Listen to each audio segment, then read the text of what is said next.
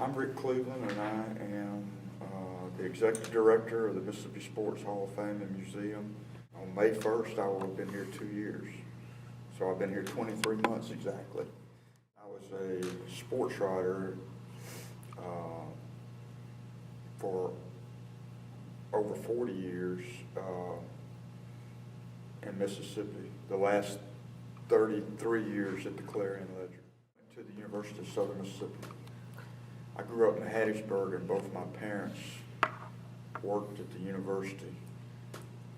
And so as long as back then, I don't know if they still have it, there was a faculty staff scholarship, and as long as you kept a 3-point average, you could go for free. So I went for free every semester except one, and that one I went and got a law. What did you receive your degree in while you were at Journalism. Journalism? Well, my dad was in public relations. He was the sports information director at the University of Southern Mississippi. And I actually have never been in public relations until now. I was on the other side of the fence. I was, I was a reporter and a columnist. So, and then when I came to the Sports Hall of Fame, I do a lot of public relations. Our mission here is to perpetuate and extol Mississippi sports history. You know, the Walter Paytons and Jerry Rices and Archie Mannings, and to teach our kids about what a great heritage we have in sports. And so my greatest reward is when I pull up here at the Hall of Fame and I got 5 school buses out, yellow school buses outside of kids fixing to come in here and learn about Mississippi sports past. And with that being said, what's your least favorite task of your job? Raising money, and that's what I mainly do. We're a nonprofit 501c3 organization, so we operate and do our exhibits based on what we can earn. And a lot of that is through corporate giving and things like that. And so for the first time in my life, I have to go knock on doors and say, we sure would like for you to contribute to our mission. It's a lot easier if you believe in it, and right. I do believe in it. Have you, in your 2 years that you've been here, have you had any large fundraisers or large activities or sponsorships? We have all kinds of fundraisers, and we put on events that raise funds. For instance, last year we did the 40-year anniversary of the Lanier High School basketball team that won the national championship.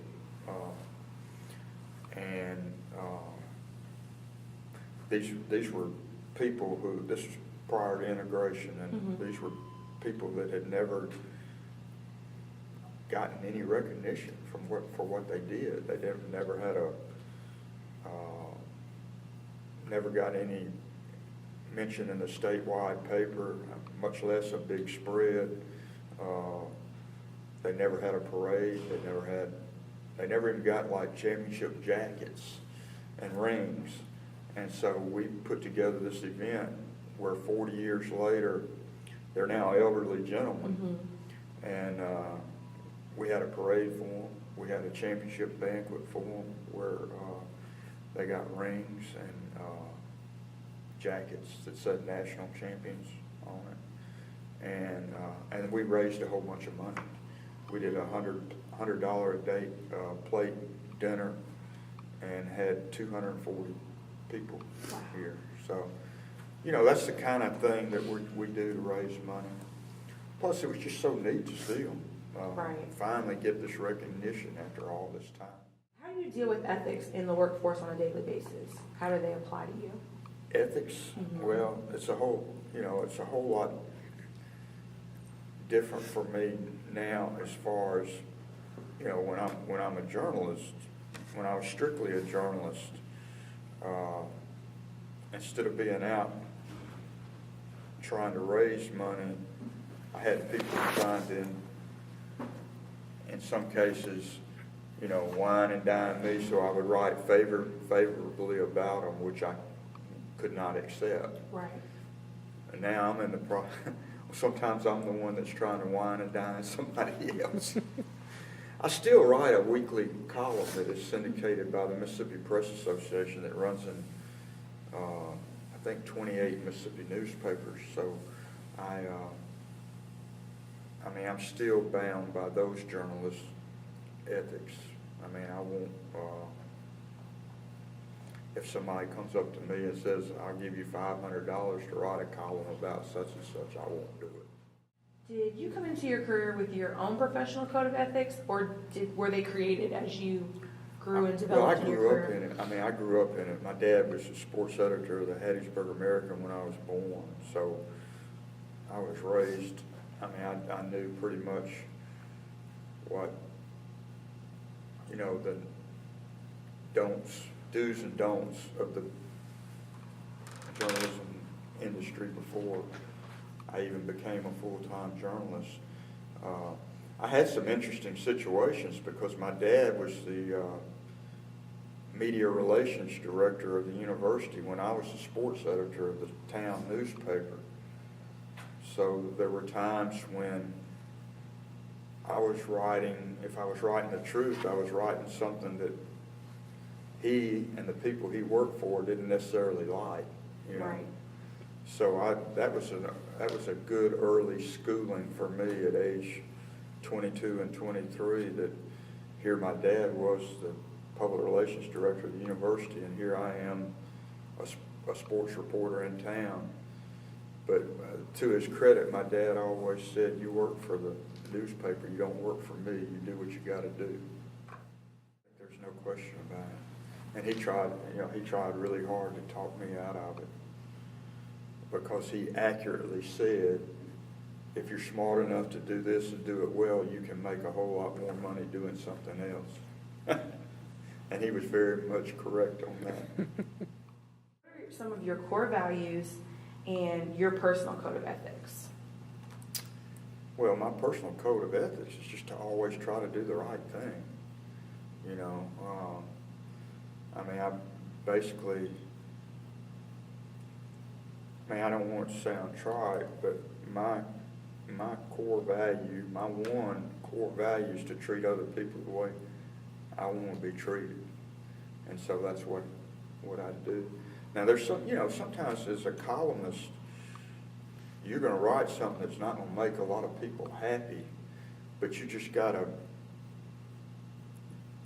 know inside that what you're saying is correct and it's for the greater good that you write it, so somebody else doesn't make the same mistake.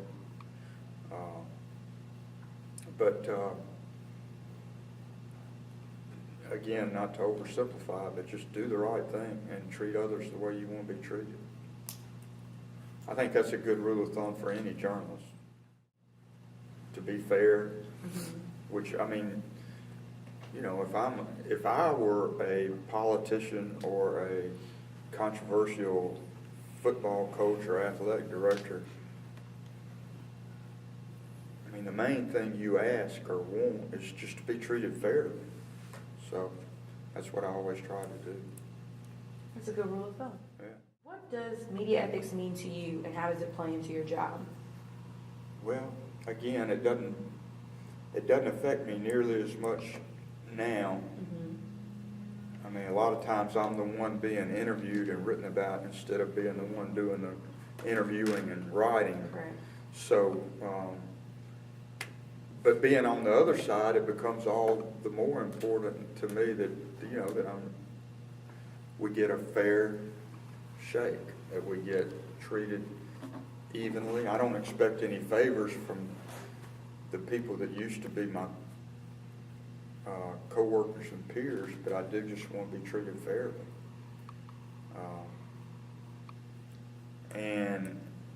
I think a lot of those lines are blurred now with all the different types, bloggers and Twitter and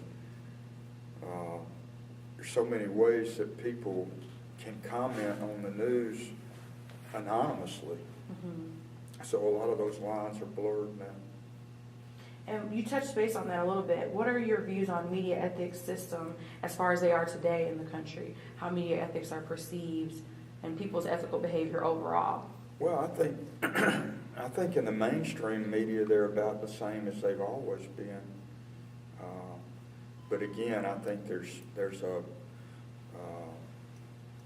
I don't know if you call it citizen media or a fringe media of bloggers and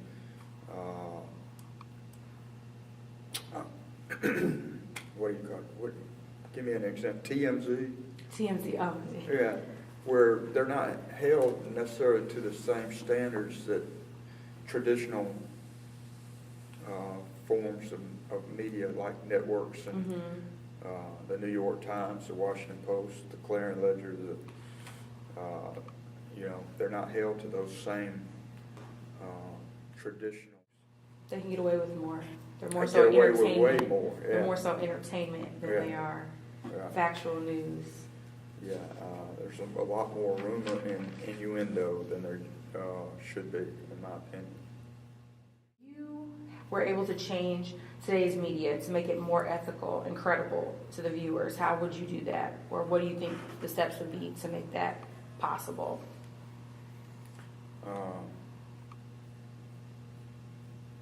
I'm not sure it's possible. I mean, I'm not sure it's possible that you can, again, with the forms of social media there are out there and with all the sources on the internet, I'm not sure there's anywhere to rein it all in.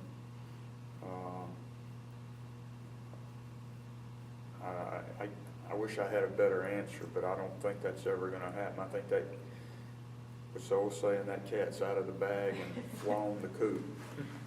With that answer, that leads to our next question, and that was, with social media and the internet and everything going on in the past couple decades, and how the media and the news and ethics have changed, do you think that social media has been beneficial, or do you think it has hindered the ethical process with blogging and everything like that? Do I think it's been? Has it hindered and made it possible? Was it made it more unethical? Well, I'll tell you what it's made it. It's made it a lot harder for the traditional media to do their jobs, because every time somebody tweets something, and then it gets retweeted and retweeted and retweeted, and then so suddenly, what do you call that, trending? Mm-hmm. There's something trending, and say, we'll just say it's about Jackson State sports, a football team, about maybe the coach has decided, or the tweet is that the coach has decided to fire his defensive coordinator. All right, it's out there now. It wasn't substantiated. It may or may not be true, but whoever covers Jackson State for the Clarion Ledger and WLBT TV has got to drop what they're doing and check that out. And, they may have come in there to work on a project, come into work that day to work on a project of the athletic department financing that's due, say this is Wednesday and it's due for Sunday's paper. They've got to drop that and spend 3 or 4 hours or more trying to run down that story on the defensive coordinator. I mean, you got to check out everything. And that it is my last few years in the newspaper business, I spent a whole lot of time chasing down stuff like that, which could have been time better used for. With your career in journalism and your public relations career now, have you ever been presented with a situation where your code of ethics were challenged, or where you've broken them? Where I broke them?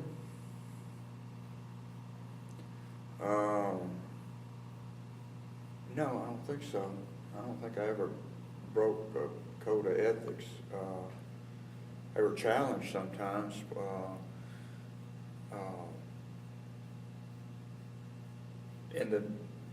before I became a columnist and I was a reporter, there was always so much pressure to get the story first. And there were times that you would stretch. I mean, I remember one time I knew something had happened. I was covering Mississippi State, and I knew a player had blatantly broken some rules. I knew the coach had overlooked it and was protecting the player, and it was the rule that was broken would have gotten the player thrown out of school, and he was a good player. So I guess this is probably as close as I ever came. I called another player on the team and I said I knew that happened, and I had been told by team members that happened, and could he confirm it? And he said, "Who told you that?" And I said, "Well, everybody told me that." And he finally said, "Yeah, it happened. It happened just the way you said it did." And that's how I got confirmation on the story. That was kind of bending the truth, because not everybody had told me that, and nobody on the team had told me that. An assistant coach had told me that. But we got the story, and I don't feel too bad about it. 30 years later. You're all mass communication students, and obviously you spent most of your career in journalism field. So with that being said, how do you think that us, the next generation of media outlets, can help the next generation of youth to be ethical and create that moral foundation? By practicing it yourself, by being as ethical as you could possibly be. I can't imagine the challenges they're going to be.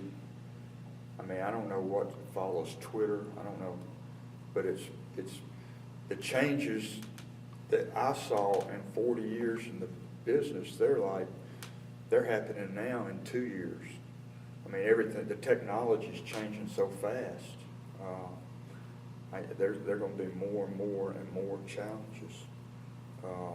It's going to be harder and harder.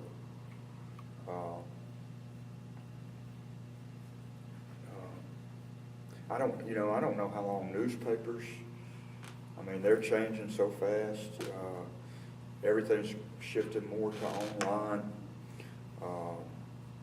There's more and more pressure to get the story first because there's so many different outlets.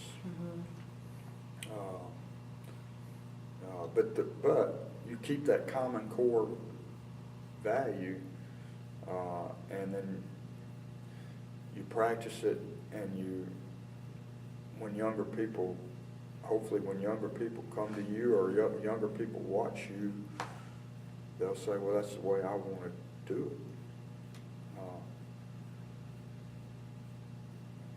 That may be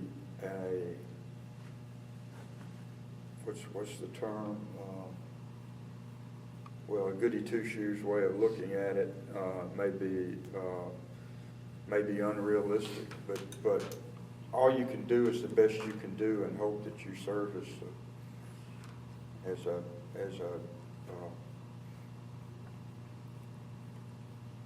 as a way to do things, as a model of how a journalist or media person should handle themselves. The media has changed, and with social media and everything that has came about, what do you think that universities can do to better prepare its students for the changing environment of mass communications? The universities that are teaching it are facing incredible challenges because it's changing so fast. And traditional education doesn't change that fast. You could blow up a textbook from 2 years ago and start over because it's changed so much in the last 2 years.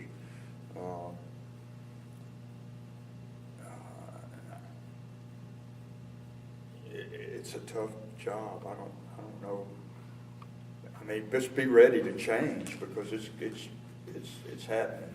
It's changing. Do you think that your moral ethics, as far as your professional life, have a lot to do with who you are personally? Oh yeah, yeah. I think it probably goes back to the way you were raised in a lot of cases. I mean, a journalist, whether you're a journalist or a banker, you know, your moral. I mean, you've got a different set of ethics for your profession and occupation, but it all comes back to doing the right thing. And with that being said, do you think that all of your morals and ethics are established growing up, or do you think they develop over time? Well, I think they're established growing up, but I do think that they can be changed for better or worse over time. No doubt about it. I mean, I don't think that's just journalism. I think that's any field of endeavor. And with that, have any of your specific professional ethics from early in your career, have they changed? And if so, how have they changed?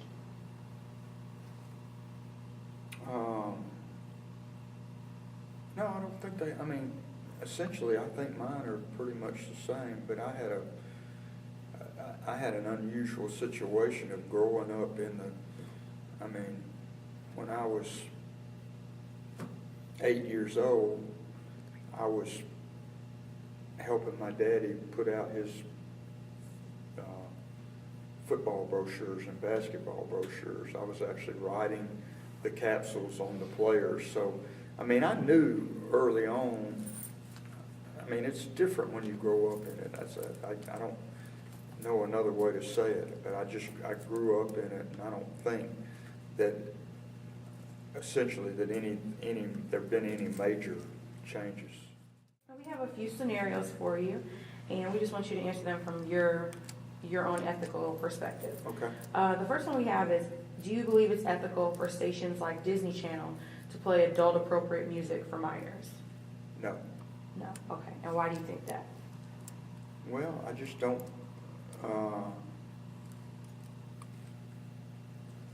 I don't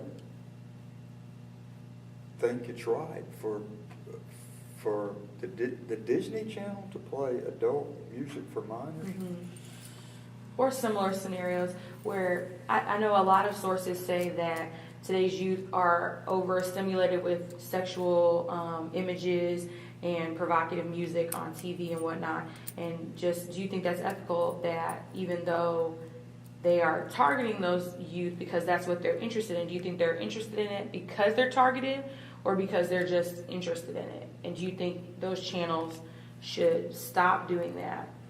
Well, I would prefer that they stop doing it, but I don't think you can legally hold them to it. I mean, I just don't think that's going to happen. And really, I think it's up to parents to regulate that. Mm-hmm. You know, if you as a parent see that the Disney Channel or any channel on the cable is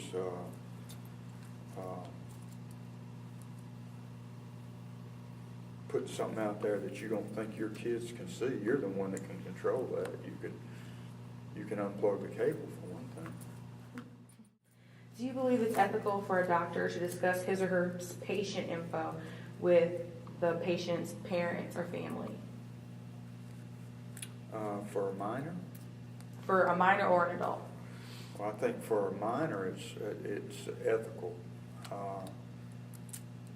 For an adult, I don't think it's ethical, is it? Mm-hmm. I mean, by law.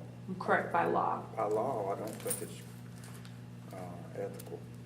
So no, I don't. Yeah. Okay. And just a piggyback off that. So if a patient was terminally ill and they didn't want their parents to know, do you think that there would be a conflict for a doctor if they feel like they should know, but legally they can't tell it? you're talking about an adult Mhm. children, An adult, yeah. Offspring.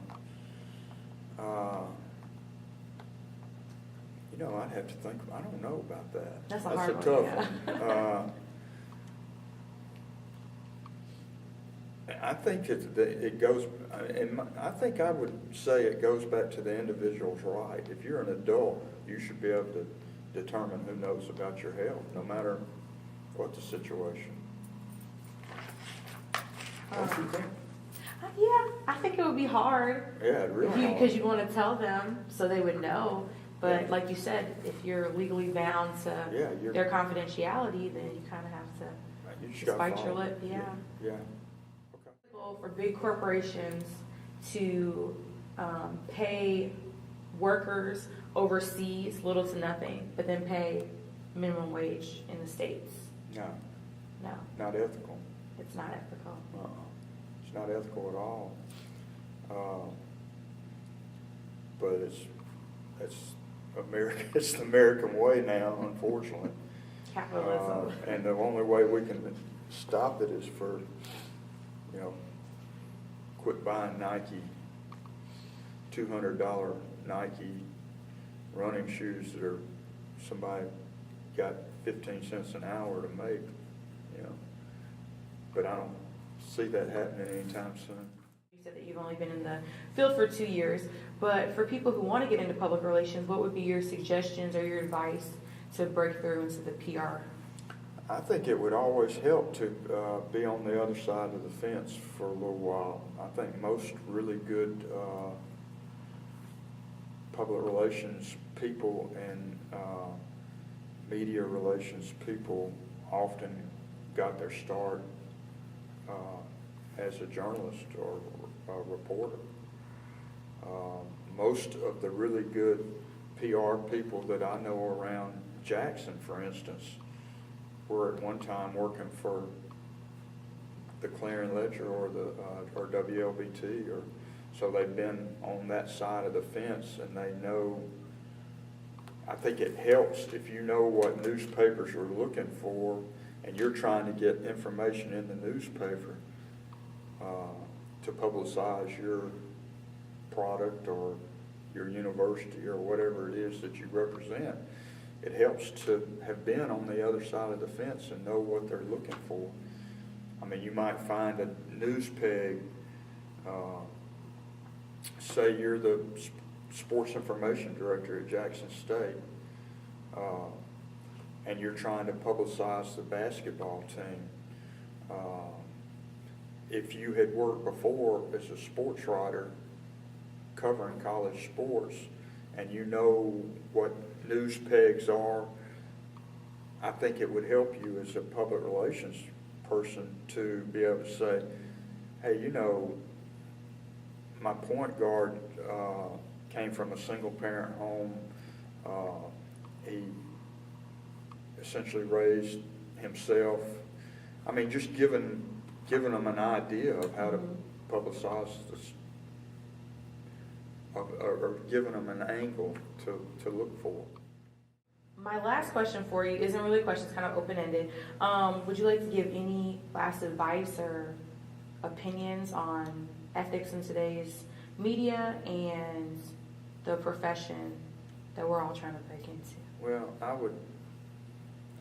I'd go back to my core principle, which is if you're having a question of whether you should do something or not, whether you're trying to make a decision on whether to report a story or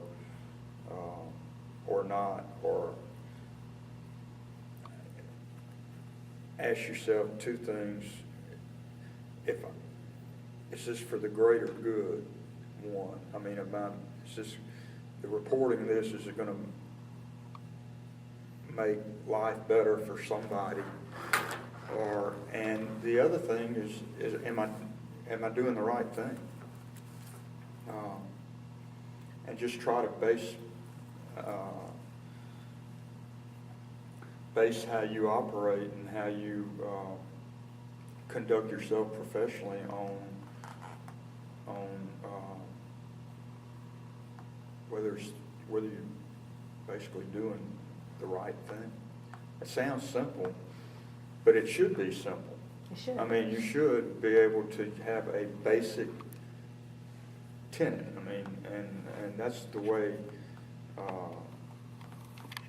I mean, I've had stories and column ideas in the past as a journalist that would have been